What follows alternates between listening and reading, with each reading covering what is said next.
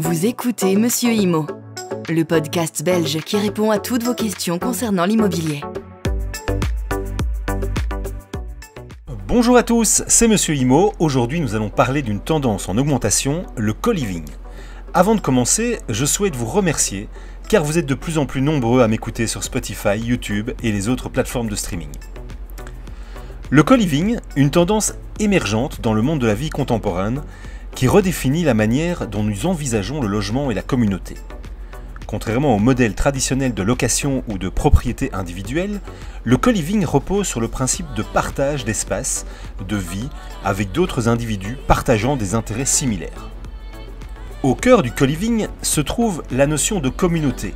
Les résidents du co-living ne partagent pas seulement un espace physique, mais aussi des expériences, des valeurs et des objectifs communs.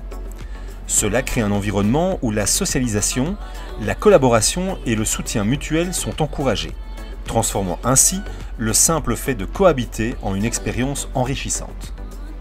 Les espaces de co-living sont souvent conçus de manière à favoriser l'interaction sociale. Des zones communes bien aménagées, telles que les cuisines partagées, les salons confortables et les espaces de coworking, deviennent des lieux propices aux échanges spontanés et à la création de liens.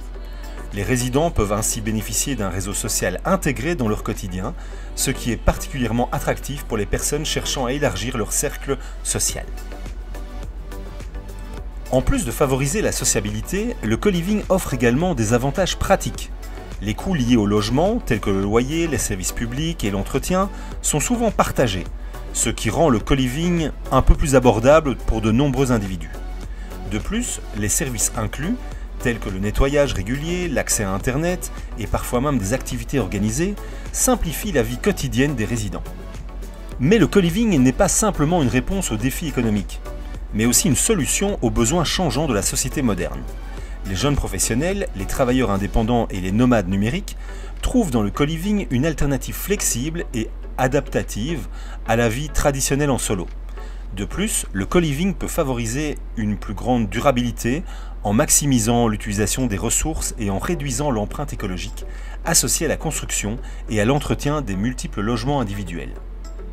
Bien que le co-living ne convienne pas à tout le monde, il représente un changement significatif dans la façon dont nous concevons notre espace de vie. En transformant les maisons en communautés dynamiques, le co-living offre une perspective novatrice sur la manière dont nous pouvons vivre ensemble, favorisant l'échange culturel, le partage des responsabilités et la création des liens profonds au sein de ces espaces de vie collaboratifs. Ne confondez pas le co-living avec les maisons kangourous, qui visent les situations où une personne âgée loue une partie de sa maison à une famille ou à un étudiant à un loyer avantageux, avec en contrepartie des services rendus par ses locataires à la personne âgée. Une sorte d'alternative aux maisons de retraite. Le co-living n'est pas encadré par une réglementation spécifique.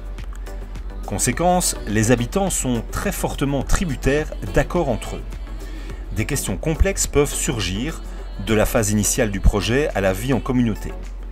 Quelles sont les règles de copropriété? Comment partager les frais? Que faire si une famille souhaite quitter le co-living? Conclure des accords clairs et transparents dès le départ est essentiel. Consignez tous vos accords sur papier grâce au conseil du notaire. L'habitat groupé présente des avantages, mais il est important d'être bien informé sur les charges financières que chacun devra supporter pour l'achat, mais aussi pour l'occupation effective de la propriété.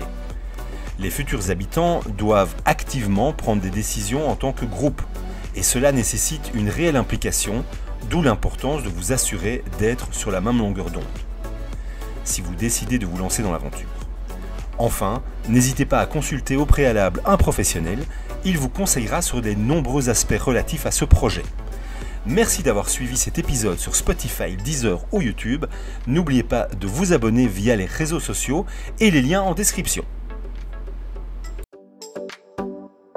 Le contenu vous a plu? Abonnez-vous et retrouvez encore plus de contenu sur www.monsieurimo.be.